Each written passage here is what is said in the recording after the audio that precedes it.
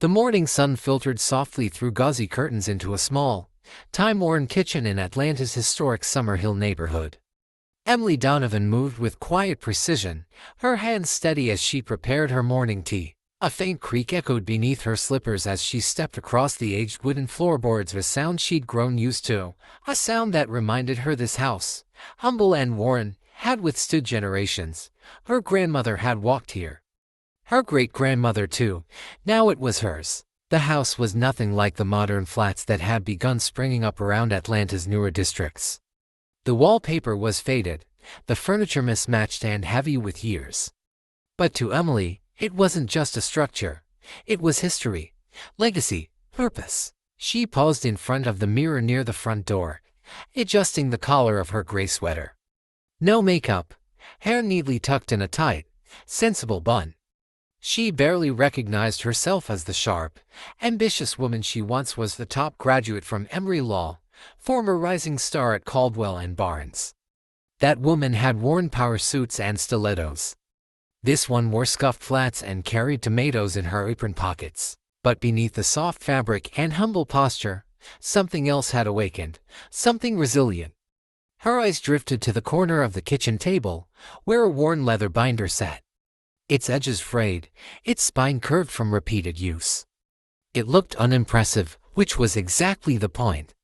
Inside it lived something far more potent than anyone expected. The binder held legal research, historical documents, and handwritten letters, but above all, it held truth. 3 months earlier, a certified letter had arrived, neat, clinical, bearing the name Peachtree Development Corporation. They were planning luxury condos and needed her home, along with 19 others on her block. The offer was stamped fair market value. What they considered fair couldn't begin to account for the roots buried in this soil. Neighbors panicked. Some cried, others gave in, many signed. Emily had smiled politely, retreated to her grandmother's study, and started digging. Her phone buzzed. A message from Miss Gladys next door. "We're all praying for you, honey. Stand strong." She smiled. 82 and still the soul of Summerhill, Gladys had seen the neighborhood rise and fall more times than most could count. Her house was already in escrow with Peachtree, but her heart was still with Emily. Outside, the street was coming alive. Mr. Jameson watered his roses, as he had every morning for 40 years. The Washington twins raced down the sidewalk, backpacks bouncing. Across the street, the community garden, Emily's garden, bloomed with collards and okra. As she stepped onto the porch, a sleek black SUV slowed at the curb. The tinted window slid down to reveal a familiar face, Thomas Caldwell. The silver hair, the smug assurance, her former boss. "Emily," he said, "it's not too late to accept the offer. You're fighting a losing battle." Emily looked at him evenly. "We'll see about that, Mr. Caldwell. Have a good day." She walked on as the SUV rolled away, her grip tightening around the binder. They thought she was just a simple woman clinging to the past. They had no idea what was coming. The Fulton County Courthouse towered in stone and shadow, a monument of intimidation. Emily stood before its steps, a solitary figure in soft gray against the vast, cold granite. Years ago, she had walked these halls with confidence and clout. Now, she walked with purpose. Inside, the lobby buzzed with the usual dance of justice suits, files, whispers. She sat alone on a bench, opening the binder one last time. Her case was clear. Summerhill qualified for historic preservation under a forgotten clause in Georgia's Property Act of 1998. She just had to make the court see it. A familiar voice sliced through her concentration. "Well, look who it is." Emily looked up to see Rebecca Wellington. Impeccably dressed, lipstick perfect, still wearing the badge of junior partner at Caldwell and Barnes. They'd once been allies, shared victories, bottle caps, and midnight case notes. That was before Emily walked away. "Hello, Rebecca," she said. Rebecca's gaze skimmed over Emily's plain sweater and battered shoes. "I heard you're representing yourself. Couldn't afford a lawyer." "I grow vegetables and teach law workshops," Emily said simply. "And I know enough to represent myself." Rebecca gave a tinkling laugh, all pearls and practice charm. "You're up against a full legal team, ma'am, and Judge Harrison." He plays golf with Edward Peachtree every Sunday. Emily didn't flinch. Then I suppose you have nothing to worry about. Rebecca's smile faltered slightly. For old time's sake, just take the offer. It's generous. It's not about the money. Rebecca leaned in, voice low. It's always about the money. Why else would you throw away a partnership tract to live like this? Before Emily could respond, the bailiff called out, all parties in Peachtree Development versus Donovan and respondents, please proceed to Courtroom C. The past and present collided as they walked into the courtroom.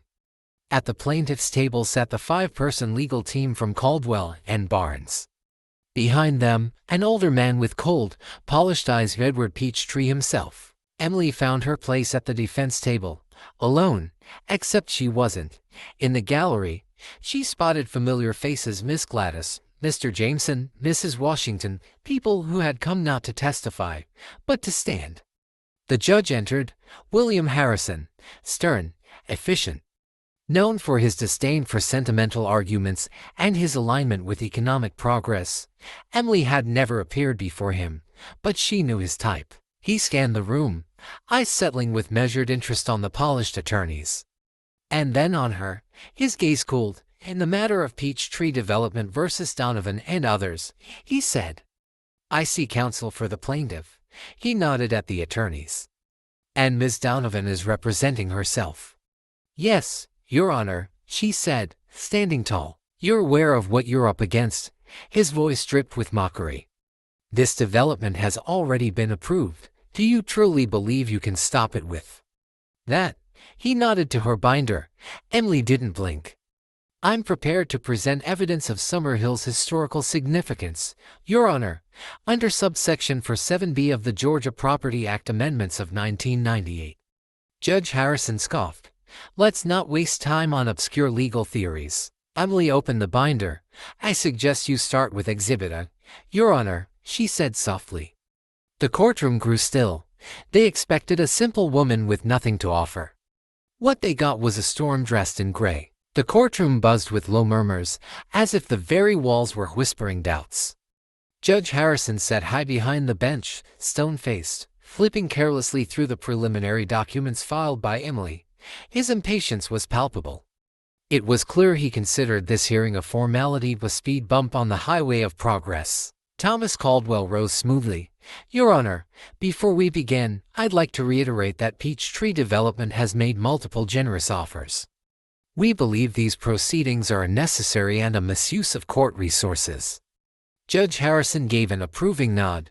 Duly noted, Mr. Caldwell. Then his eyes swung back to Emily. Miss Donovan, you're standing against one of the best-funded legal teams in the state. This development is already approved by the Planning Commission. Are you truly prepared to shoulder this fight alone? Emily met his gaze with calm steadiness. Yes, Your Honor. I believe the court will find that subsection 7B of the Georgia Property Act applies to this case. And I intend to demonstrate that Summerhill qualifies for preservation under that statute. A light chuckle came from the plaintiff's table. Rebecca Wellington leaned over to whisper to one of her colleagues, her smirk unmistakable. Miss Donovan, the judge said sharply, this isn't a classroom. We're not here to entertain lectures on long-forgotten legislative detours. Please refrain from dramatizing your self-study. Emily didn't flinch. Yes, Your Honor, she said quietly. But if you'll allow me, I'd like to begin with Exhibit A. The judge waved dismissively, already weary. Proceed.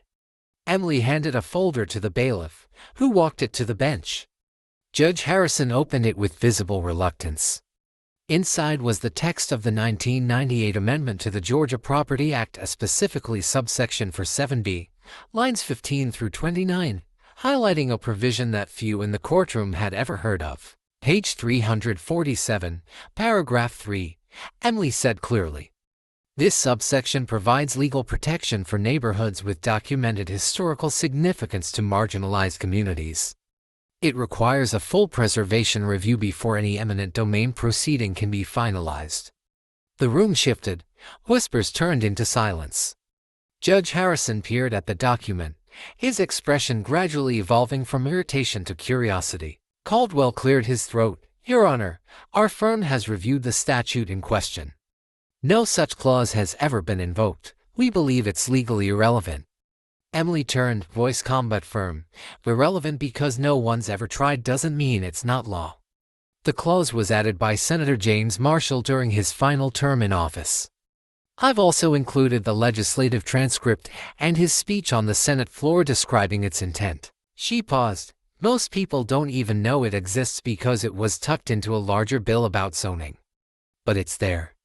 Judge Harrison looked again at the document. His lips tightened. Even if the clause stands, he said, you'll need to prove substantial historical significance. This isn't a sentimental debate. The burden of proof is high. Emily nodded. Understood, Your Honor. That's what Exhibit B is for. She handed over the next folder. Inside, detailed documentation of Summerhill's past, photographs, handwritten letters, church records, census data, and archived newspaper clippings. Summerhill, Emily began, her voice carrying now, was established by formerly enslaved people after the Civil War. For over a century, it served as a sanctuary and organizing hub for black families. During the Civil Rights era, it played a vital role in voter registration drives, sit-in protests, and community organizing. She stepped away from the table, pointing to the photographs. My great-grandmother, Amelia Donovan, lived in the house I now occupy. Her journal documents planning meetings for Atlanta's 1963 sit-ins, held in that very house. I've included those journal pages in Exhibit C. The judge raised a brow. You're claiming your home served as a headquarters during the civil rights movement. I'm not claiming, Your Honor. I'm proving. She lifted a photograph, black and white, worn around the edges. It showed a group of men and women seated in her grandmother's living room, stacks of papers on the coffee table. Another image showed a young black woman, her great-grandmother, embracing a civil rights leader on the porch. These images have been verified by the Georgia Historical Society, Emily added. Rebecca's pen stilled. Even Caldwell leaned forward now, his brow furrowed. Emily took a deep breath, and finally, Your Honor, I submit the last item in Exhibit C. The bailiff carried the final envelope forward. Inside was one photograph, one piece of undeniable evidence. This image was taken on Auburn Avenue, April 1963, Emily said. It depicts a counter-protest against school integration. She walked slowly toward the bench. The third man from the left, holding a sign opposing integration, is Edward Peachtree. Gasps rippled through the courtroom. Judge Harrison stared at the photo. Then at Edward Peachtree, seated stiffly behind the plaintiff's team, his face pale as marble. This man, Emily continued, is now attempting to demolish a neighborhood that holds deep civil rights history, the neighborhood his past actions show he once opposed. Thomas Caldwell leapt to his feet. Objection. Irrelevant and prejudicial. Emily didn't blink.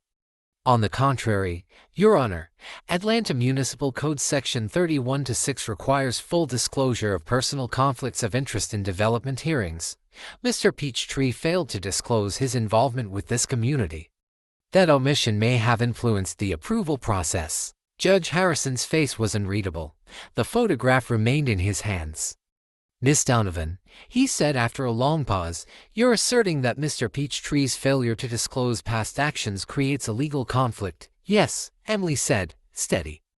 And combined with the requirements of subsection 7B, I request an immediate suspension of the eminent domain proceedings pending a full historical review. She stood straight. By law. Not sentiment. There was no laughter now. Only silence. Judge Harrison glanced at Caldwell and his team, who huddled together in hushed conversation. Then he looked back at Emily, not with mockery, but something else. Something closer to caution. Miss Donovan, he said slowly. Where did you study law? Emory Law School, she replied. Graduated first in my class. Spent for years at Caldwell and Barnes. Caldwell, cornered, confirmed it reluctantly. She was a promising associate. More than promising, Emily said. I led the Clayton County preservation case. One not so different from this. The shift in the room was sudden. What had begun as a mockery had become something else entirely, a reckoning. Judge Harrison leaned back, studying her anew. If you were that promising, why did you leave the profession? Emily took a breath. I was assigned a case where a development firm wanted to demolish a historic black church. I found documents proving the church qualified for preservation. I was told to bury them. I refused, so I left. The judge didn't speak. Neither did anyone else. Then Emily stepped forward. I may have left the courtroom, Your Honor, but I never stopped believing in the law. Judge Harrison tapped his gavel lightly. 15-minute recess while I review the exhibits. As he rose, murmurs broke through the silence like cracks in ice. Emily turned, locking eyes with Miss Gladys. The old woman nodded, her hand over her heart. The battle wasn't won.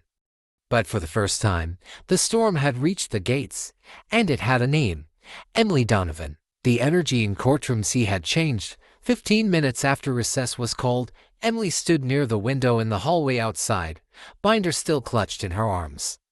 She could hear the echoes of hurried footsteps, low conversations from the opposing legal team, and the occasional click of high heels on marble, but her mind was quiet. She didn't need to rehearse anymore.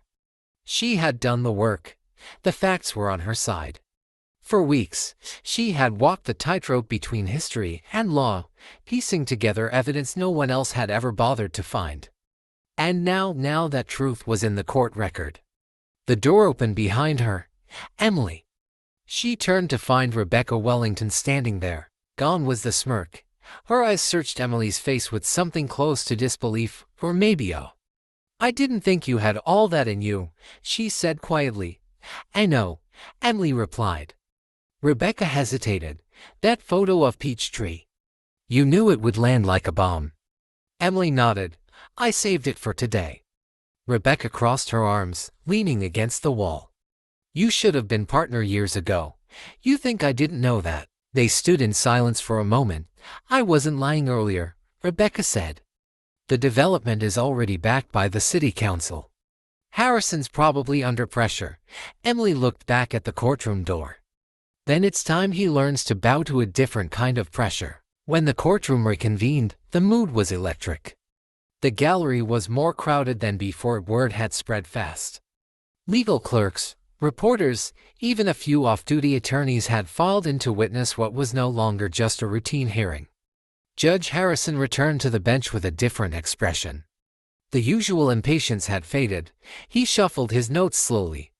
His hands were steady, his eyes sharp. Having reviewed the evidence presented by Miss Donovan, he began, I find that subsection for 7B of the 1998 Property Act Amendment does, in fact, apply. A stunned silence fell over the room. Emily remained still. The historical significance of Summerhill has been well documented in the exhibits submitted. In particular, Exhibit C provides compelling evidence of not only the community's role in civil rights history, but also of a potential conflict of interest involving Mr. Edward Peachtree. Emily glanced toward the plaintiff's table. Edward Peachtree looked thunderstruck, red-faced, his lips a tight line as he whispered angrily to Caldwell. The team around him fidgeted, their usual composure evaporating. Furthermore, the judge continued, failure to disclose this personal history during development approval processes constitutes a breach of the Atlanta Municipal Code. Miss Gladys gasped aloud. Mr. Jameson murmured, thank God. The judge raised the gavel. Therefore, I am issuing an immediate stay on all eminent domain proceedings involving the Summerhill properties. A full historical preservation review will be conducted under the guidelines of state law. The gavel struck. It was done. The courtroom burst into a low chorus of whispered exclamations, clapping quickly shushed by the bailiff. But the energy had already shifted, not just a win on paper, but a spiritual one. Emily turned slowly to her neighbors behind her. Miss Gladys had tears streaming down her cheeks. Mr. Jameson offered a trembling thumbs up. Even some of the court clerks looked visibly moved. Judge Harrison cleared his throat. Miss Donovan, I must offer an apology. You've represented yourself and your community with remarkable skill, precision, and composure. Thank you, Your Honor, Emily said softly, her voice even. You mentioned earlier you graduated top of your class at Emory Law. Yes, and left Caldwell and Barnes under disagreement. I refuse to hide evidence that would have saved a historic black church in Vine City, she said, loud enough for everyone to hear. The church was demolished 2 months later. The judge nodded solemnly. I see. Emily didn't need him to say anything more. The damage had already been done 5 years ago. Today, she had stopped it from happening again. As the courtroom slowly cleared, Thomas Caldwell approached her, face tight with forced civility. Impressive work, Emily, he said stiffly. Though this is only a temporary stay, we'll appeal. I expect nothing less, Emily replied, and I'll be ready. He lingered for a moment, then walked away without another word. Peachtree trailed behind, not sparing her a glance. Rebecca approached next, less composed than usual. She looked like someone rethinking everything they thought they knew. That was brilliant, she said. You embarrassed all of us. No, I reminded you of what the law is for, Emily replied. To protect those who can't protect themselves, not to pave over history for profit. Rebecca looked down at her designer heels. I used to believe that too. Emily offered a simple reply. You still can. That evening, the Summerhill Baptist Church overflowed with joy. Neighbors brought food, folding chairs, and old photos of the street they now had a chance to save. Children played in the aisles. Elders told stories. And at the center of it all, Emily stood quietly, letting others speak, listen, cry. She wasn't interested in being the hero. She had only wanted the truth to matter again. Miss Gladys hugged her fiercely. You saved us. No, Emily said. We saved each other. I just remembered what my grandmother taught me. What's that, baby? The truth is in the details. Always. Across the room, a group of teenagers from the community garden sat listening. They had been there that night at the courthouse, too. Why died uncertain, but tonight they looked different, like they saw something possible, a future. Emily knew the road ahead wouldn't be easy. The development company would appeal, the pressure would return. But she also knew she was no longer fighting alone. Summerhill had woken up, and it wasn't going anywhere. A cool spring wind moved through Summerhill, rustling the magnolia trees and carrying with it the scent of moist earth and blooming jasmine. It had been 6 weeks since the courthouse victory. The homes were still standing, for now. But peace was not permanence. Emily sat on her front steps, a notebook in her lap and dirt still under her fingernails from a morning spent at the community garden. Around her, the neighborhood pulsed with a quiet urgency. Miss Gladys had organized a block cleanup. The Washington twins were handing out flyers for the next city hall meeting. Mr. Jameson had planted roses along the sidewalk, red ones, defiant and proud. Still, beneath the hopeful energy, Emily could feel the tension winding tight again. Peachtree Development hadn't disappeared. They had filed a formal appeal just 2 days after the stay was issued. Their legal team now included out-of-state consultants and one former Supreme Court clerk.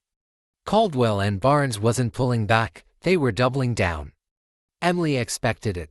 She was already preparing. Her binder had grown fatter, now joined by a matching one labeled case law, and she wasn't alone anymore. A rotating group of neighbors helped her research, scan old records, catalog testimonials. Miss Gladys had even unearthed a dusty 1958 church newsletter referencing a planning session at the Donovan house. Another piece of the puzzle. Still, she needed help. Real help.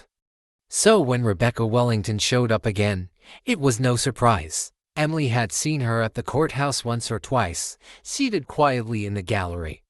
But today, she stepped into Emily's yard in jeans and a denim jacket. No pearls in sight. You planting tomatoes? She asked. Emily looked up. You here to offer unsolicited legal advice, or just admire my soil? Rebecca smiled, but there was something different in her face, a humility maybe, or weariness. I quit Caldwell and Barnes, she said. Emily blinked. You what? I left.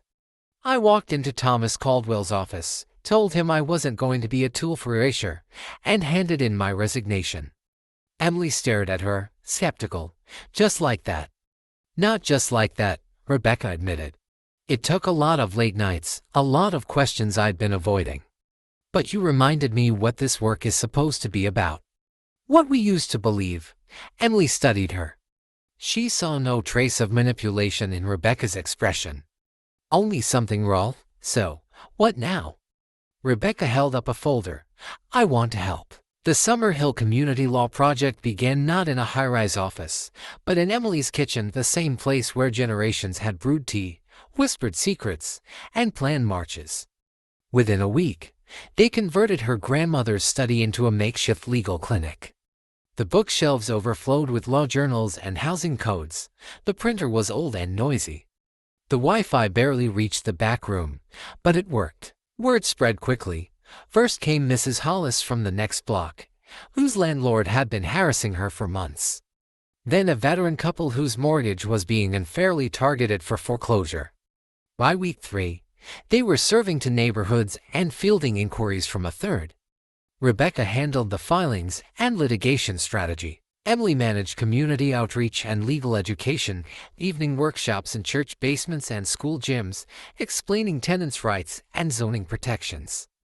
It was grueling and glorious. One afternoon, as they sorted through a stack of aging documents from a local church, Rebecca paused. You know they're going to try to bury us in appeals, right? She said. They'll dig until they find a procedural technicality. I know, Emily replied, but we won round 1. And the court ordered a full preservation review. They can delay it, but they can't erase it. Rebecca looked at her. Why didn't you ever come back to law before this? Emily closed the file in front of her. I tried once, sent out resumes, got interviews. But it was clear no one wanted a whistleblower who walked out on a high-paying firm over a moral disagreement. I was branded, so I found something else to do. I built gardens. I taught kids about soil. I tried to heal. And now you're back. No, Emily said, smiling. I'm not back. I'm exactly where I was meant to be. In June, the official historical preservation review of Summer Hill commenced. A panel of experts, historians, and urban planners conducted interviews, walked the neighborhood, reviewed documents, many of which Emily had spent months gathering. Every day of the review, she was there, binder in hand, ready to answer questions and supply evidence. When the panel visited her house, Emily walked them through the hall where civil rights leaders had once gathered. She showed them her great-grandmother's journal, now sealed in a protective case.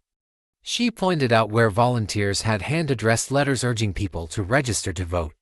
You can't replicate this, she told them. You can't build it in steel and glass.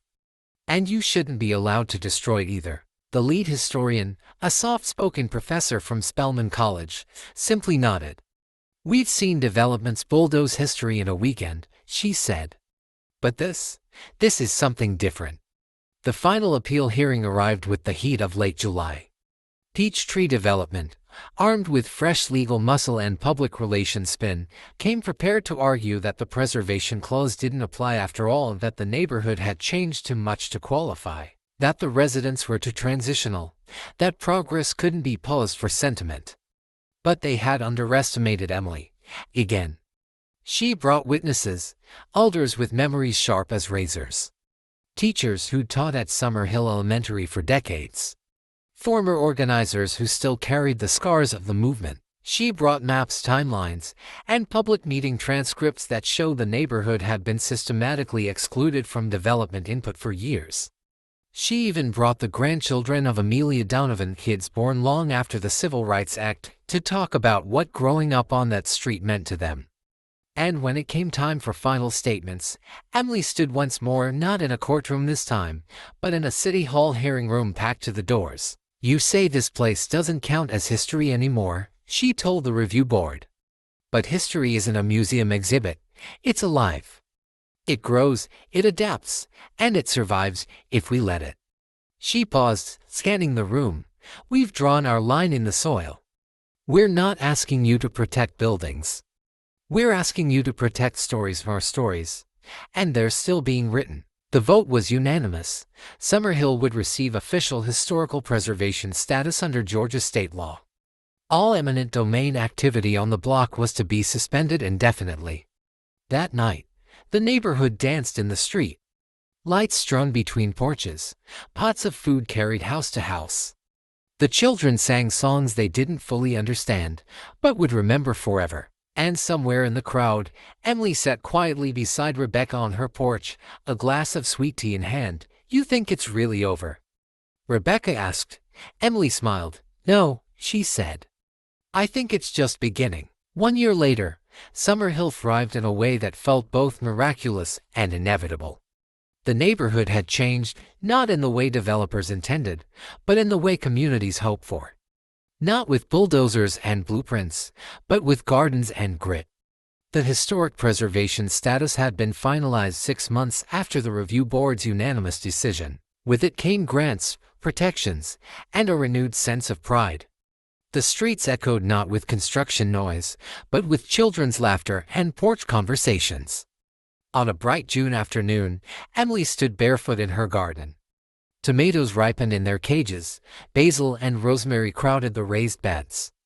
The sun warmed her shoulders as she knelt to pick fresh herbs for Miss Gladys, who now insisted she could taste the victory in the soil. From down the street came the familiar squeak of her wooden gate. "Back door was open," called a voice. "Rebecca." She walked in holding 2 large case files and a bag of apples from the farmer's market. Her blazer had been replaced with a breezy blouse and rolled sleeves. A hint of ink smudged her thumb from signing paperwork. "The clinic's packed again," she said, handing Emily the apples. "Two neighborhoods are requesting help with rezoning disputes. One in West End, another near East Lake." Emily nodded. "We'll help them." It had become routine, but never boring.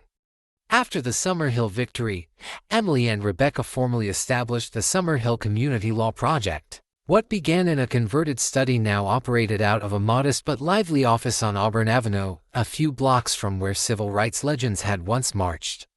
They offered free legal consultation to underserved neighborhoods on housing, tenant rights, preservation, land use, and more. Their first real milestone came when they helped a small, historically black community in Vine City halt the sale of a public park. The second came when they assisted an elderly couple in reclaiming their title after a predatory developer forged documents to seize their land. But the biggest milestone, to Emily, was seeing the ripple effect. Other lawyers took notice. Young law students volunteered. Retired judges offered to mentor. And perhaps most meaningfully, communities began to believe that fighting back didn't always mean losing. Later that afternoon, Emily sat with Miss Gladys on the porch, watching kids draw chalk murals on the sidewalk. The old woman wore a Sunday hat despite the heat and a crocheted shawl she refused to part with. "They're painting that whole curb in blue and yellow," she said, squinting. "It's for Amelia," Emily replied. "They're honoring my great-grandmother with a mural." Miss Gladys nodded slowly. "She'd be proud of you." I don't think she ever imagined this house would one day hold the law again, and not just talk of it, but action. Emily smiled. She used to say, "Justice starts where the dishes end," meaning, you finish your chores, then you go do something for someone else. Miss Gladys chuckled. "That sounds like her." The street buzzed with life. A food truck parked near the community garden. Someone was setting up a speaker for music. Teenagers passed out flyers about a new scholarship fund for students pursuing public policy. Emily stood. "You want some lemonade?" "If it's cold," Miss Gladys said, "and not that fancy ginger kind." Emily returned with 2 mason jars, setting them on the porch rail. Rebecca joined them a few minutes later, tugging her chair closer with her foot. "You see the mural?" she asked. Emily nodded. "She'd like it." "She'd like what we're doing too." Rebecca paused, looking toward the street. "I never told you this," she said quietly. "But the day you handed the judge that photo, the one of Peachtree in '63, I realized I'd never stood for anything real in court. Just clients, never causes." Emily looked at her, letting the silence stretch. "Until now," she replied. Rebecca nodded. "Until now." That evening, as the sun dipped low behind the trees, a small ceremony took place in front of Emily's house. Members of the Georgia Historical Society gathered, along with city officials and community leaders, to unveil a bronze plaque. The Donovan House, established 1901. Headquarters for community organizing during the Civil Rights Movement. preserved by the will of the people of Summer Hill. Applause followed, camera flashes blinked. But Emily barely heard them. Her eyes had locked on a little girl in the front row. She wore a simple gray sweater and held her mother's hand tightly. The child looked up at Emily with wide eyes, not in awe, but in recognition.